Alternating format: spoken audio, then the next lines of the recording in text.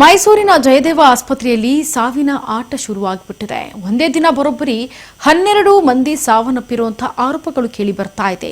ವೈದ್ಯರಿಲ್ಲದೆ ಚಿಕಿತ್ಸೆ ಸಿಗದೆ 12 ಜನ ಸಾವನ್ನಪ್ಪಿದ್ದಾರೆ ಅನ್ನೋ ಆರೋಪಗಳು ಈಗ ಕೇಳಿ ಬರ್ತಾ ಇದೆ. ಸದ್ಯಕ್ಕೆ ನಮಗೆ ಮಾಹಿತಿ ಲಭ್ಯವಾಗಿರೋದು ಮೈಸೂರಿನ ಜಯದೇವ ಆಸ್ಪತ್ರೆಯಲ್ಲಿ ಸಾವಿನ ಆಟ ದಿನದಿಂದ ದಿನಕ್ಕೆ ಏರಿಕೆ ಆಗ್ತಾ ಇದೆ ಅಂತ. ಅದರಲ್ಲೂ ಒಂದೇ ದಿನ ಬರೋಬ್ಬರಿ 12 ಸಾವು ಆಗಿದೆ ಅನ್ನೋ ಆರೋಪಗಳು ನಮಗೆ ಬರ್ತಾ ಇರೋದು.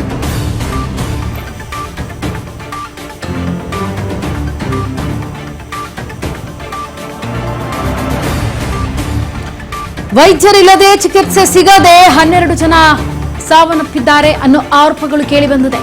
ವೈದ್ಯರಿಲ್ಲದೆ ರೋಗಿಗಳು ಪರದಾಡ್ತಾ ಇದ್ದಾರೆ, ಸಾವಿನ ಆಟದ ಮಧ್ಯೆ ಇದ್ದಾರೆ. ವಿಡಿಯೋ ಮಾಡಿ ಸಾರ್ವಜನಿಕರಿಂದ ಆಕ್ರೋಶವನ್ನ ಹೊರಹಾಕಲಾಗ್ತಾ ಇದೆ. ರೋಗಿ ಬಂದು 4 ಗಂಟೆಗಳಾದ್ರೂ ಕೂಡ ವೈದ್ಯರಿಲ್ಲ. ನೋಡಿ, ಸಿಬ್ಬಂದಿ ಜೊತೆ ರೋಗಿಗಳ ಸಂಬಂಧಿಕರು ಆಕ್ರೋಶದ ಮುಗಿಲು ಮುಟ್ತಾ ಇದೆ. ಮೈಸೂರಿನ ಜಯದೇವ ಆಸ್ಪತ್ರೆಯಲ್ಲಿ ನಡೆದಂತಹ ಕರ್ಮಕಾಂಡ ಇದು. ಒಂದೇ ದಿನ ಬರೋಬ್ಬರಿ 12 ಸಾವಾಗಿದೆ. ಈ ರೀತಿಯ ಆರೋಪಗಳು ಕೇಳಿ ಬರ್ತಾ ಇದೆ. ವೈದ್ಯರಿಲ್ಲ, ಟೈಮ್ ಸರಿಯಾಗಿ ಚಿಕಿತ್ಸೆ ಕೊಡೋದಿಲ್ಲ, ಚಿಕಿತ್ಸೆ ಸಿಗದೆ 12 ಜನ ಸಾವನ್ನಪ್ಪಿದ್ದಾರೆ ಒಂದೇ ದಿನ. ರೋಗಿಗಳು ಬಂದು 1 ಅವರ್ 4 ಅವರ್ 5 ಅವರ್ ಕಾದು ಕೂತ್ರೂ ಕೂಡ ಅಲ್ಲಿ ವೈದ್ಯರಿಲ್ಲ. ಹಾರ್ಟ್ ಪೇಷಂಟ್ ದಿನನಿತ್ಯ ಒಂದು 5 ಜನದಿಂದ 4 ಜನ ನೈಟು, ಇವತ್ತು ನೈಟು ರಾತ್ರಿ 12 ಜನ ಸತ್ತಿ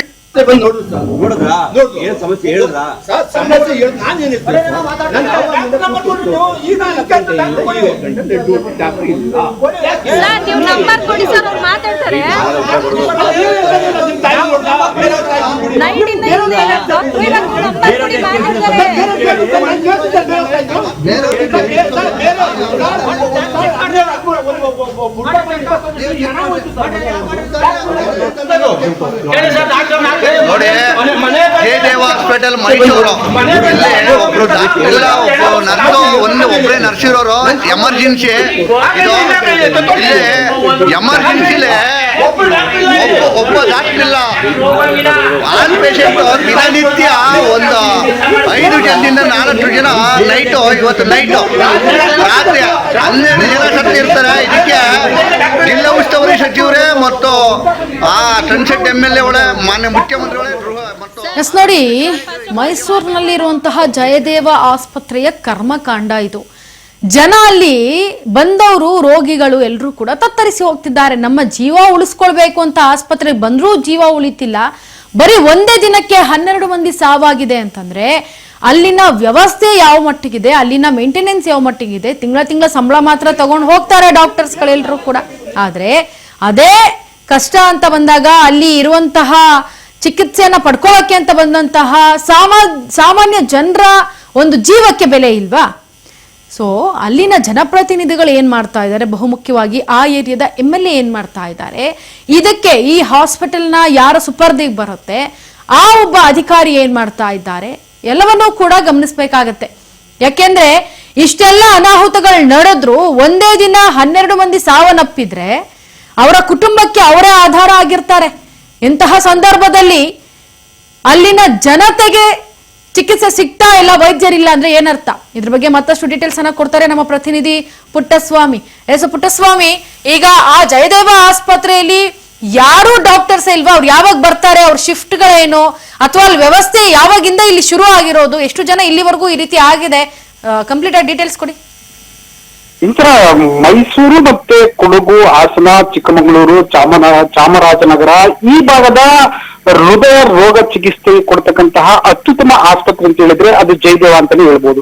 ಸೊ ಕೆಲವು ದಿನಗಳಿಂದ ಅಂದ್ರೆ ಮಂಜುನಾಥ್ ಅವರು MD ಆಗಿದ್ದಂತಹ ಸಂದರ್ಭದಲ್ಲಿ ಈ ತರದ ಘಟನೆಗಳು ಆಗ್ತಾ ಇಲ್ಲ ಅಂತಕ್ಕಂಥದನ್ನ ಸ್ಪಷ್ಟವಾಗಿ ರೋಗಿಗಳು ಹೇಳ್ತಿರ್ತಕ್ಕಂಥದ್ದು. ಸೊ ಇಲ್ಲಿ ಆಗಿರ್ತಕ್ಕಂಥ ಘಟನೆ ಏನಂತ ಹೇಳಿದ್ರೆ, ಏನು ಒಂದು 4 ಶಿಫ್ಟ್ಗಳು 3 ಶಿಫ್ಟ್ಗಳು ಇರ್ತದೆ. 3 ಶಿಫ್ಟ್ಗಳಲ್ಲಿ ವೈದ್ಯರು ಚೇಂಜ್ ಆಗುವಂತಹ ಸಾಧ್ಯತೆಗಳು ಅತಿ ಹೆಚ್ಚಾಗಿರ್ತದೆ.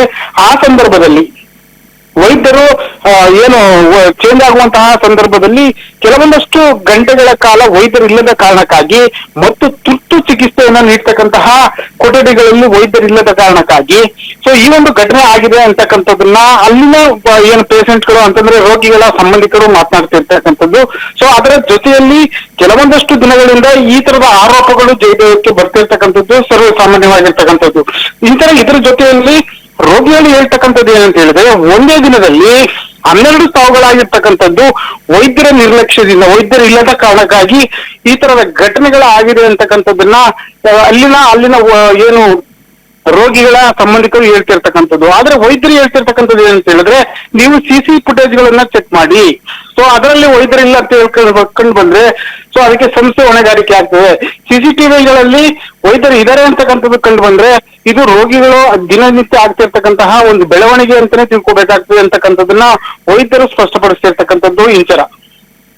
ಪುಟ್ಟಸ್ವಾಮಿ, ಇನ್ನ ಅಲ್ಲಿನ ಅಧಿಕಾರಿಗಳು ಏನ್ ಮಾಡ್ತಿದ್ದಾರೆ, ಜನಪ್ರತಿನಿಧಿಗಳು ಏನ್ ಮಾಡ್ತಿದ್ದಾರೆ, ಬಹುಮುಖ್ಯವಾಗಿ MLAಗಳು ಏನ್ ಮಾಡ್ತಿದ್ದಾರೆ ಅಂತ ಏನೇ ಕುತ್ಕೊಂಡು ಕಳಪುರಿ ಏನಾದ್ರು ತಿಂತಿದಾರಾ ಇಷ್ಟೆಲ್ಲ ಆದ್ರೂ ಕೂಡ? ಖಂಡಿತವಾಗಿ ಇಂಚರ ಒಳ್ಳೆ ಗುಡ್ ಕ್ವಶನ್ ಇದು. ಏನಂತ ಹೇಳಿದ್ರೆ, ಈ ತರದ ಘಟನೆಗಳು ಆಗಾಗ್ಗೆ ಮೈಸೂರಿನ ಜಯದೇವದಲ್ಲಿ ಕಂಡು ಬರ್ತಾ ಇದ್ರು ಕೂಡ ಯಾವುದೇ ಅಧಿಕಾರಿ ಆಗಿರ್ಬೋದು, MLA ಆಗಿರ್ಬೋದು, ಅಥವಾ ಇಲ್ಲಿನ ಸಂಬಂಧಪಟ್ಟ ಮೈಸೂರಿಗೆ ಸಂಬಂಧಿಸಿದಂತ ಯತೀಂದ್ರ ಸಿದ್ದರಾಮಯ್ಯನವರು ಕೂಡ ಈ ಭಾಗದಿಂದ MLC ಆಗಿ ಹೋಗಿರ್ತಕ್ಕಂಥದ್ದು. ಇಂಥವ್ರು ಇದ್ರೂ ಕೂಡ ಈ ತರದ ಘಟನೆಗಳಾಗ್ತವೆ ಅಂತ ಹೇಳಿದ್ರೆ ನಿಜವಾಗ್ಲೂ ಕೂಡ ಇಲ್ಲಿನ ರಾಜಕಾರಣಿಗಳಿಗೆ ಮತ್ತೆ ಅಧಿಕಾರಿಗಳಿಗೆ ನಾಚಿಕೆ ಆಗ್ಬೇಕು ಅಂತಾನೆ ಹೇಳ್ಬೇಕಾಗ್ತದೆ. ಯಾಕೆಂತ ಹೇಳಿದ್ರೆ ಈ ತರದ ಘಟನೆಗಳು ವೈದ್ಯರು ಇಲ್ಲ ಅನ್ನುವಂತಹ ಕಾರಣಕ್ಕಾಗಿ ಈ ತರದ ಘಟನೆಗಳಾಗಿದೆ ಅಂತ ಹೇಳಿದ್ರೆ ನಿಜವಾಗ್ಲೂ ಕೂಡ ಇಲ್ಲಿನ ಅಧಿಕಾರಿಗಳಿಗೆ ಮತ್ತೆ ಇಲ್ಲಿನ MLA ಮತ್ತು MP ಗಳಿಗೆ ನಾಚಿಕೆ ಆಗ್ಬೇಕು ಅಂತಕ್ಕಂಥದ್ದನ್ನ ಸ್ಪಷ್ಟವಾಗಿ ಹೇಳ್ಬೋದು ಇಂಚರ. ಇನ್ನು ಯಾರ ಒಂದು ಆಡಳಿತದಲ್ಲಿ ಇದೆ ಈ ಹಾಸ್ಪಿಟಲ್?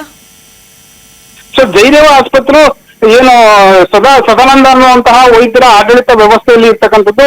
ಬೆಳಗಿನ ಜಾವ ರಾಜ್ ನ್ಯೂಸ್ನ ವರದಿಗಾರರು ಕರೆ ಮಾಡಿ ಕೇಳಿದಂತಹ ಸಂದರ್ಭದಲ್ಲಿ ಇದು ದಿನನಿತ್ಯ ನಡೆಯುವಂತಹ ಕೆಲಸ. ಸೊ CCTVಗಳನ್ನ ನೀವು ಚೆಕ್ ಮಾಡಬಹುದು. ಸೊ ಅಲ್ಲಿ ವೈದ್ಯರಿಲ್ಲ ಅಂತ ಹೇಳಿದ್ರೆ ಆಡಳಿತ ಸಂಸ್ಥೆ ಹೊಣೆಗಾರಿಕೆಯನ್ನ ಆಗ್ತದೆ. ಆದ್ರೆ ವೈದ್ಯರು ಖಂಡಿತವಾಗಿ ಕೂಡ ಇದ್ದಾರೆ, ಎಮರ್ಜೆನ್ಸಿಯಲ್ಲೂ ಕೂಡ ಇದ್ದಾರೆ ಮತ್ತು ತುರ್ತು ಚಿಕಿತ್ಸಾ ಘಟಕದಲ್ಲೂ ಕೂಡ ಇದ್ದಾರೆ ಅಂತಕ್ಕಂಥದ್ದನ್ನ ಸ್ಪಷ್ಟವಾಗಿ ಹೇಳಿರ್ತಕ್ಕಂಥದ್ದು ಇಂಚರ.